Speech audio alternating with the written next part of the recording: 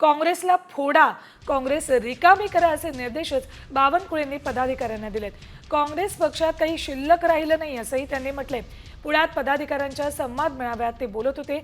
यावेळेला त्यांनी काँग्रेस फोडा, काँग्रेस रिकामी करा असे निर्देश दिलेत. जेवढे काही दिसतील तुम्हाला तेवढे घेऊन नका. काय म्हटलं मी उदाहरण, आता काँग्रेस खाली करू. तुम्ही तुमची चिंता नको करा, तुमच्याकडे बटवा ना आम्ही. तुम्ही आपलं माझं काय होईल चक्करमध्ये करावं, माझं काय होईल त्याला आणलं तर तुम्ही काँग्रेस पार्टी खाली करू नका. काँग्रेस पार्टी जेवढी तुम्ही कमी कराल तेवढा तुमचा राजकीय फायदा आहे. दरम्यान चंद्रशेखर बावनकुळेंच्या वक्तव्याचा काँग्रेसनं चांगला समाचार घेतलाय. भाजप ही काँग्रेसचे नेते खाणारी चेटकीण आहे असा हल्लाबोल काँग्रेस प्रदेशाध्यक्ष हर्षवर्धन सपकाळ यांनी केलाय. काँग्रेसच्या जीवावर भाजप निवडणुका जिंकतो, त्यामुळे पक्ष फोडतो असंही त्यांनी म्हटलंय. यापूर्वी भाजपच्या संदर्भात मी टिप्पणी केली होती की भाजप ही काँग्रेसची नेते खाणारी चेटकीण आहे.